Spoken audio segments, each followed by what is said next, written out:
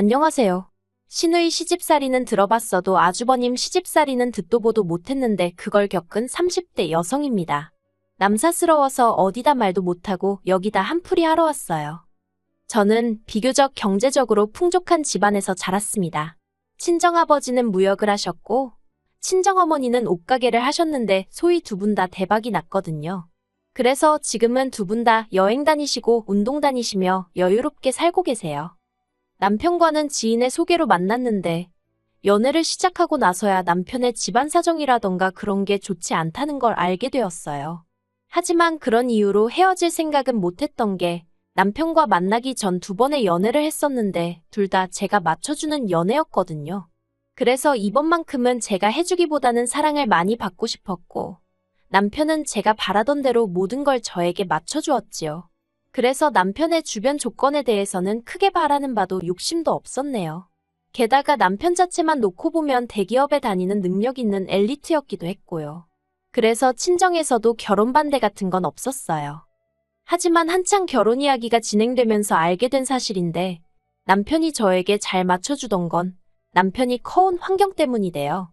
남편에게는 위로 2살 많은 미혼의 아주버님이 있었는데 어린 시절부터 이 아주버님과 차별을 많이 당했다고 하더라고요. 어머님 아버님은 저희 친정부모님과는 나이 차이가 많지 않았음에도 불구하고 사고방식이 정말 옛날 분들이세요. 그래서 자식이 둘이든 셋이든 장남이 잘 되는 게 제일 중요하다 생각하시는 분들이셨지요. 그래서 어린 시절부터 남편은 장남인 형에게 많은 부분을 양보해야 했는데 그게 나중엔 몸에 배서 성격처럼 된 거예요. 그렇다 보니 때때로 남편은 자기가 원하는 게 있어도 상대가 싫다 하면 설득을 해본다던가 고집을 부리는 일은 없었고 바로 포기해버리게 된 거고요. 아무튼 그래서 결혼할 때도 장남인 아주버님이 개혼을 해야 하는데 저희가 먼저 결혼하겠다고 나선다며 집안망신이라고 결혼을 반대하셨어요. 그런데 아주버님은 이 여자 저 여자 찝쩍거리고 다니기만 할 뿐 결혼 생각도 없다고 했고 말이 좋아 사업까지 제대로 하는 일 없이 시부모님 돈이나 뜯어가는 철딱선이 없는 인간이었거든요. 그러니 언제 장가갈 수 있을 줄 알고 저희가 기다리고만 있을 수는 없었지요. 또 남편에게 말은 못했지만 여자라면 누구나 1살이라도 어리고 예쁠 때 드레스를 입고 싶잖아요. 그런데 다행히 제가 이런 일로 어머님과 직접적으로 부딪힐 필요는 없었습니다. 저는 나중에서야 알았지만 남편이 형이 장가 못 간 게 내 탓이냐, 왜 내가 피해를 봐야 하냐면서 어머님한테 크게 화를 냈다더라고요. 그런 전에 없던 남편의 태도에 어머님 아버님이 결국 결혼 승낙을 하셨고요. 하지만 어머님 아버님과 저희 부부 사이가 틀어지는데 그 일이 결정적인 이유가 된 건 아니었어요. 이후로 더 큰 사건이 남편을 기다리고 있었거든요. 이 이야기를 어떻게 어디서부터 시작해야 할지 싶지만 남편이 대학 졸업 후 직장 생활을 시작한 지 얼마 되지 않았을 무렵이었습니다. 하루는 어머님이 남편을 불러놓고는 월급 통장을 당신한테 맡기라 하더래요. 원래 아들 월급은 엄마가 관리해주는 거라면서요. 하지만 남편이 말하길 평소 어머님이 씀씀이도 크셨고 갯돈 때문에 사기도 몇 번이나 당하신 걸 알고 있었기에 엄두가 나지 않았답니다. 그래서 다는 못 맡기고 한 달에 50만 원씩만 모아달라고 했다고요. 그리고 저와의 결혼을 앞두고 남편이 어머님께 그간 모아주신 돈을 돌려달라 했는데 남편 말에 따르면 이자는 고사하고 원금만 하더라도 6천만 원이라는 거금이 있어야 했대요. 하지만 어머니가 말씀하시는 건 고작 2천만 원이더랍니다. 그리고 그나마 그 2천만 원도 이미 아주버님에게 홀랑 주신 상황이었고요. 그런 사정이 있었으니 저는 물론이고 남편도 자기 부모에게 감정이 좋을 리가 없었지요. 상황을 그렇게 만든 아주버님도 싫고 남편 기분은 아랑곳하지 않고 오로지 장남인 아주버님만 싸고 도는 어머님도 원망스럽다고요. 그렇지만 며느리로서 그래 아주버님하고 어머님 두 분 다 나쁜 사람들이야 라고 동조를 할 수는 없는 일 아니겠어요? 저는 그때만 하더라도 결혼한 지 얼마 되지 않은 시점이었으니 착한 며느리이자 좋은 아내이고 싶었거든요. 그래서 남편에게 지난 날은 잊어버리고 앞으로 당신과 나 우리 둘이 잘 살면 되는 거라고 남편을 어르고 달랬네요. 하지만 옆에서 보기에 남편은 여전히 어머님 아버님도 그렇고 아주버님에게도 그렇고 애증이라고 해야 할지 어쨌든 피를 나눈 가족이니 정이 그리운 눈치였어요. 그래서 처음엔 제가 시댁 식구들과 남편을 이어주는 중간다리라도 되어보려 했습니다. 제가 잘하면 남편을 더 예쁘게 봐주지 않으실까 그런 어리석고 순진한 생각을 한 거지요. 그래서 원래 제 성격이 그렇지 않음에도 불구하고 어머님께 다가가려고 이리저리 노력을 했네요. 그러다 작년 어머님 생신이었어요. 아침부터 시댁에 내려가 미역국에 갈비에 이것저것 상다리 부러지게 한상 차렸지요. 여담이지만 30년 넘게 키워주신 친정부모님께도 차려드린 적 없는 생일상을 여기 와서 이러고 있는 게 참 어이없기도 하고 좋은 마음으로 차리면서도 한편으론 그런 생각이 들더라니까요. 부엌에서 고군분투하는 건 저와 남편 둘뿐이었어요. 아주버님은 자기 어머니 생신상을 차리는 저희를 보고도 기껏 한다는 소리가 남편더러 너는 왜 거기서 그러고 있냐며 빈정거리는 것뿐이었지요. 남편은 그런 아주버님더러 와서 설거지라도 도와주라 했지만 돌아오는 건 어머님의 핀잔뿐이었습니다. 누가 언제 생일상 차리랬냐고 동생이 돼서는 형더러 이래라 저래라 했었냐고 말 조심하라고요. 그러자 남편도 더는 아무 말도 못하대요. 그리고 그런 남편을 보고 있는 제 마음은 짠하면서 동시에 짜증이 나는 거예요. 아무리 어머님한텐 아들이라지만 저한테는 제가 평생을 믿고 살아야 할 남편인데 어머님이 번번이 싫은 소리를 하시니 누군가의 말처럼 내 남편한테 욕을 해도 내가 하지 남이 하는 건 못 참겠더라니까요. 이윽고 생일상이 차려졌습니다. 그리고 뽐새 없이 아버님은 아직 방에서 나오지도 않으셨는데 아주버님이란 작자가 먼저 젓가락을 들고 입안 찬저 반찬 들쑤시더라고요. 게다가 기껏 한다는 소리는 자기가 좋아하는 건 하나도 없다나요. 그리고는 계속해서 투덜거리니까 듣다 못한 남편이 아주버님 떨어 어머님 생신상 차린 거지 형 생일상 차린 거 아니라고 한마디 했어요. 그러자 이번에도 어김없이 어머님이 나서서는 형이 한마디 할 수도 있지. 뭘 그렇게 예민하게 반응하냐면서 어차피 하는 음식 형이 좋아하는 걸로 했으면 좀 좋냐고 남편에게 무안을 주시는 거예요. 그리고 그 모습을 보고 있자니 그때만큼은 정말 못 참겠더라고요. 그래서 아주버님도 어머님도 드시기 싫으시면 안 드셔도 된다고 차렸던 음식들을 전부 다 반찬통에 옮겨버렸어요. 그러자 어머님이 눈을 동그랗게 뜨시고는 저더러 뭐하는 짓이냐입니다. 저도 이판사판이다 싶어서 왜 자꾸 저희 남편에게만 뭐라 하시냐고 대꾸했지요. 그리고 내친 김에 할 말은 해야겠다 싶어서 결혼 전부터 왜 자꾸 아주버님만 싸고 도시냐고 아주버님 나이가 내일 모레면 40인데 왜 형제 둘을 앉혀놓고 편애를 하시냐고 따지고 들었네요. 그러자 어머님이 어쩐지 요새 저희 남편이 툭하면 대들고 옛날 같지 않더니 이제 보니 저 때문이라나요. 저를 만나고서 당신 둘째 아들이 이상하게 변했다는 거예요. 그래서 이상하게 변한 게 아니고 제가 정신 차리게 도와주고 있는 거라고 했지요. 그렇게 어머님과 말다툼을 하자 아주버님은 아주버님대로 이래서 자기가 결혼을 안 한다는 둥 어쩐다는 둥 헛소리를 해대대요. 그러던지 말던지 제 손길이 닿았던 음식은 전부 다 챙겨서 차에 올라탔어요. 그리고 올라오는 길 내내 한마디 말도 없던 남편이 집 앞에 거의 다 도착했을 무렵에서야 고맙다고 하대요. 자기가 해야 할 말을 제가 대신 해줬다면서. 그래서 괜찮다고 했어요. 대신 앞으로는 정신 똑바로 차리자고 당하고 살지 말자고 했지요. 그리고 이후로 반년 정도는 서로 연락도 왕래도 없이 지냈습니다. 어버이날이며 아버님 생신이며 원래라면 챙기고도 남았을 날들 전부 다 그냥 지나쳐버리면서 말이에요.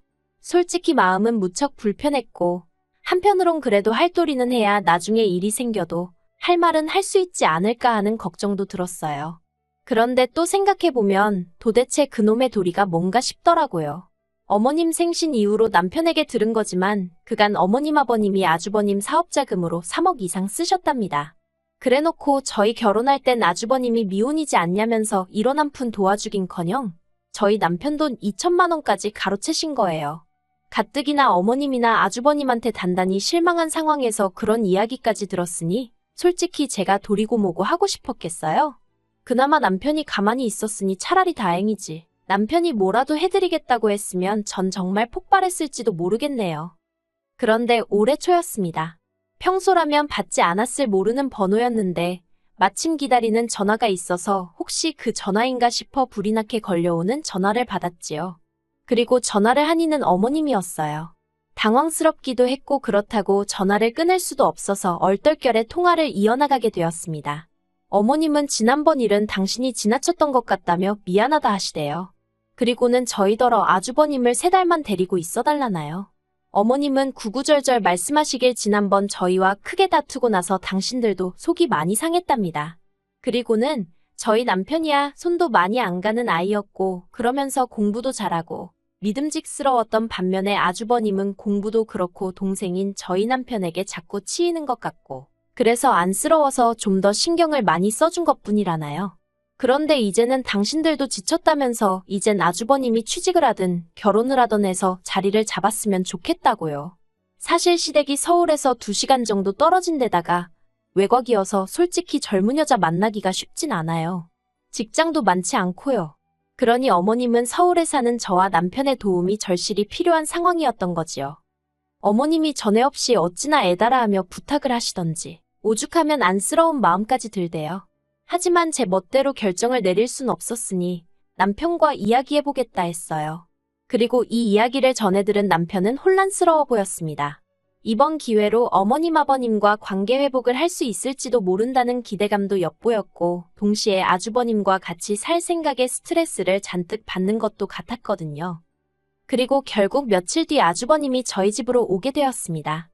어머님이 하신 말씀도 있고 3달이라고 기간도 정해주셨으니 저는 솔직히 아주버님이 빡세게 직장을 알아본다던가 하다못해 결혼할 여자라도 찾아보려는 줄 알았어요.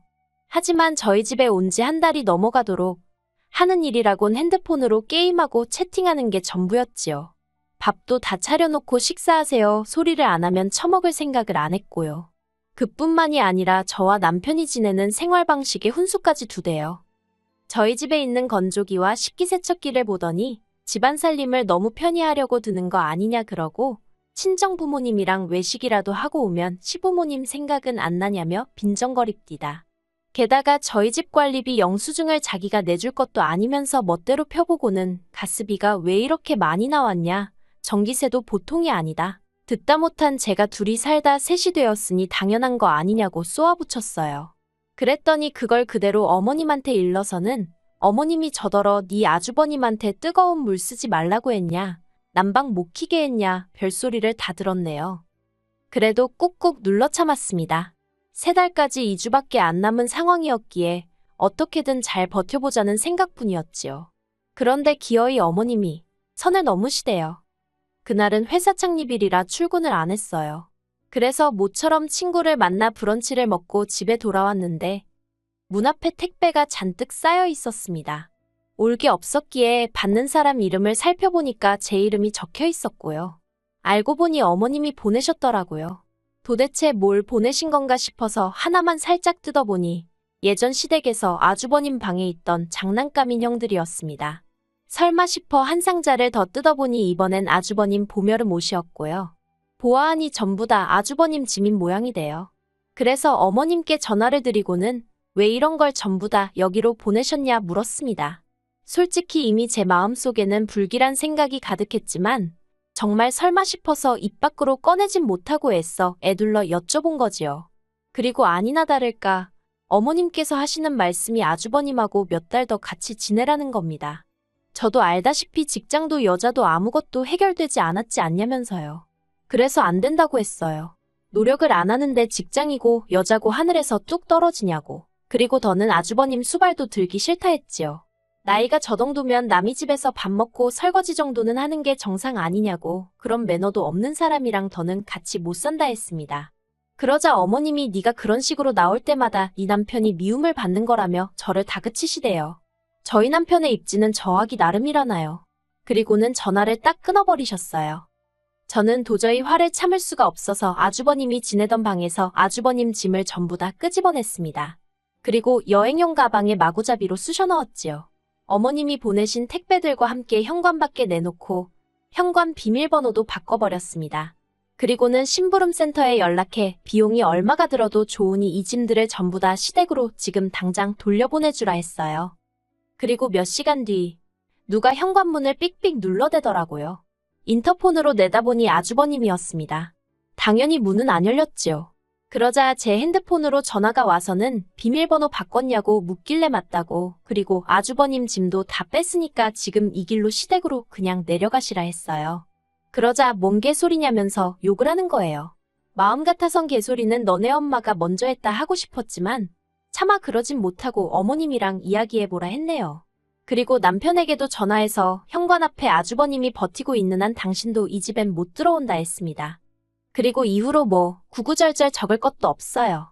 심부름 센터에 맡겼더니 몇 시간도 안 걸려서 시댁의 짐이 다시 다 돌아갔거든요. 어머님한테 전화가 와서는 지금 이게 뭐 하는 짓이냐, 너 우리 장남을 내쫓은 거냐 어쩌냐 말 그대로 뒤집어졌지요. 남편한테 어머님이 어디서 그런 걸 데려와서는 형을 욕보인다고 어쩌고, 그리고는 또 금세 태도를 달리하시면서 늙은 부모가 언제까지 형을 챙겨야겠냐, 동생이 할 수도 있는 거라며 남편을 타이르시더랍니다. 그런데 남편이 그랬대요. 자기가 자기 주변에 자기를 생각해주는 사람이 누가 있나 하고 곰곰이 생각해봤는데 저밖에 떠오르지가 않더래요. 자기를 위해서 울어주고 웃어주고 하는 사람이 와이프인 저밖에 없다면서 그러면 자기가 누구 편에 있어야겠냐고요. 그리고는 어머님더러 형님이랑 앞으로 행복하게 사시라 그랬답니다. 아주 힘들고 고될 때는 둘째 아들로서 도와드릴 수 있으면 도와드리겠지만 가급적 연락은 하지 않고 지냈으면 좋겠다면서요. 그래서 지금은 아예 왕래가 없습니다. 일단 남편이나 전화 핸드폰 번호부터 바꿔서 어머님이 저희한테 연락을 하시려면 친척 한 분 정도는 거쳐야 할 텐데 저희 어머니가 체면을 엄청 중시하시는 분이라 아마 그렇게는 못하시지 않을까 싶어요. 그나저나 어떻게 사연을 끝내야 할지 모르겠네요. 아, 마지막으로 아주버님 소식을 듣긴 했습니다. 어떤 꽃뱀한테 걸려가지고 돈만 1,000만 원 가까이 뜯겼다나요. 에휴, 말해 뭐 하겠어요. 아무튼 이제는 어머님과 아주버님으로부터 완전히 벗어나 저랑 남편이 행복하게 잘 살고 있으니 그거면 충분합니다.